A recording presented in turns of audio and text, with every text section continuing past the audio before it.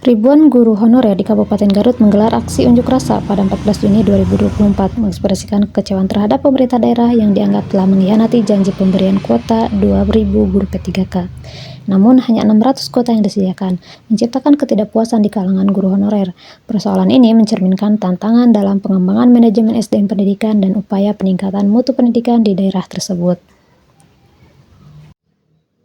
Persoalan yang dihadapi dari berita dan kasus tersebut dalam perspektif pengembangan manajemen SDM pendidikan sebagai upaya peningkatan mutu pendidikan dari mulai evaluasi kinerja, merancang sistem dan proses pengembangan karir, pengembangan kapasitas, kapabilitas, serta performa sumber daya insan pendidikan.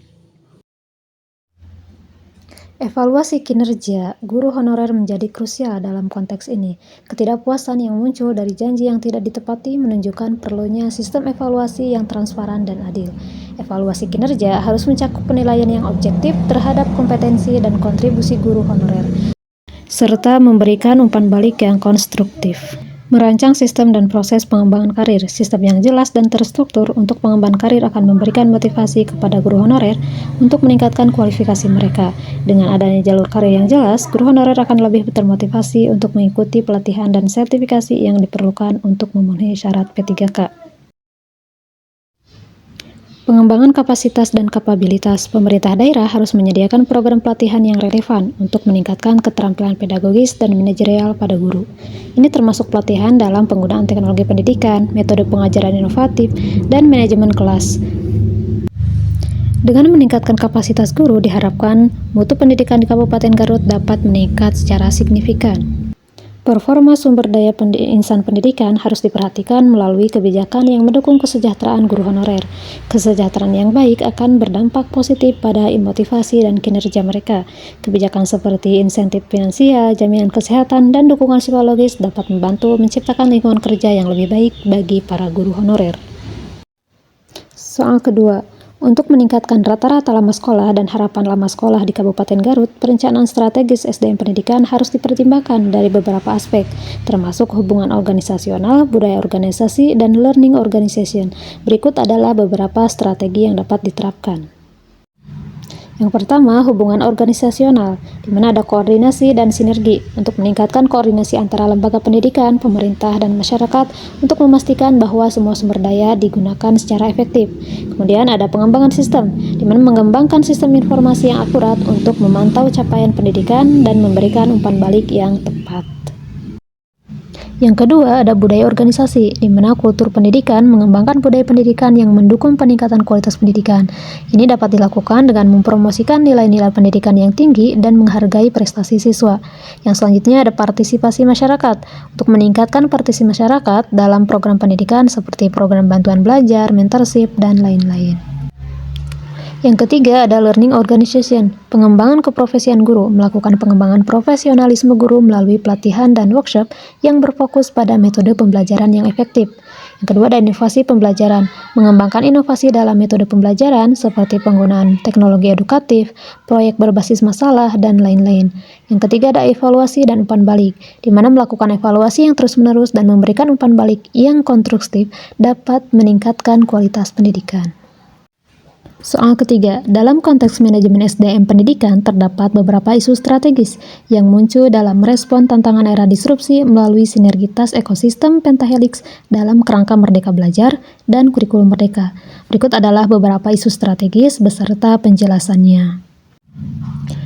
Yang pertama, ketidaksetaraan akses dan kualitas pendidikan.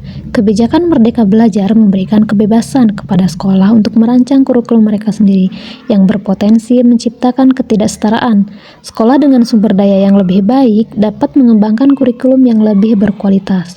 Sementara sekolah yang kurang beruntung mungkin tidak dapat melakukannya. Hal ini beresiko memperlebar kesenjangan pendidikan di Indonesia. Yang kedua, persiapan dan keterampilan guru. Implementasi kurikulum merdeka memerlukan guru yang terlatih dan siap untuk merancang dan melaksanakan kurikulum yang fleksibel. Kesiapan guru menjadi tantangan utama karena tidak semua guru memiliki keterampilan yang diperlukan untuk mengadaptasi metode pengajaran baru. Oleh karena itu, pelatihan guru dan pengembangan profesional bagi guru harus menjadi prioritas. Yang ketiga, evaluasi dan pengawasan kurikulum. Dengan adanya kebebasan dalam merancang kurikulum, muncul tantangan dalam hal evaluasi dan pengawasan. Penting untuk memiliki sistem evaluasi yang efektif untuk memastikan bahwa semua sekolah memenuhi standar pendidikan yang diterapkan, meskipun mereka memiliki otonomi dalam pengelolaan kurikulum. Yang keempat, integrasi teknologi dalam pembelajaran. Era disrupsi menuntut integrasi teknologi dalam pendidikan. Kurikulum Merdeka harus mampu memanfaatkan teknologi untuk meningkatkan pengalaman belajar siswa. Namun, tidak semua sekolah memiliki akses atau kemampuan untuk menggunakan teknologi secara efektif, sehingga perlu ada dukungan dari pemerintah dan sektor swasta untuk menyediakan infrastruktur yang diperlukan. Yang kelima, partisipasi stakeholder dalam pengembangan kurikulum. Sinergisitas ekosistem Pentahelix yang melibatkan pemerintah, akademisi, dunia usaha, masyarakat, dan media adalah kunci untuk keberhasilan kurikulum Merdeka. Keterlibatan semua pihak dalam proses pengembangan dan implementasi kurikulum dapat membantu memastikan bahwa pendidikan tetap relevan dengan kebutuhan masyarakat dan dunia kerja. Soal nomor 4. Manajemen sumber daya manusia dalam pendidikan memiliki manfaat yang luas dan beragam, meliputi aspek kognitif, attitude, dan skill. Berikut adalah penjelasan beberapa manfaat yang saya rasakan dalam pendidikan dari ketiga aspek tersebut. Yang pertama, aspek kognitif. Dalam aspek kognitif, saya jadi mengetahui bahwa manajemen sumber daya manusia membantu meningkatkan mutu pendidikan dengan memastikan bahwa tenaga pendidik dan kependidikan memiliki kualitas yang tinggi. Hal ini bisa dilakukan dengan melalui seleksi, orientasi, dan pengembangan karir yang efektif. Kemudian, yang selanjutnya ada aspek attitude. Dengan manajemen sumber daya manusia berfokus pada menciptakan kondisi kerja yang harmonis dan menyenangkan bagi tenaga pendidik dan kependidikan. Hal ini bisa dilakukan dengan memfasilitasi guru agar dapat menjalankan tugasnya secara optimal dan memelihara keadilan dan kewajaran dalam organisasi. Yang ketiga, aspek skill, di mana manajemen sumber daya manusia menyediakan peluang untuk mengembangkan keterampilan yang diperlukan dalam pendidikan. Hal ini termasuk pelatihan dan pengembangan tenaga pendidik dan kependidikan untuk meningkatkan kemampuan mereka dalam menghadapi berbagai tantangan. Itu saja yang dapat disampaikan, kurang lebihnya mohon maaf. Billahi fisabilillah. Wassalamualaikum warahmatullahi wabarakatuh.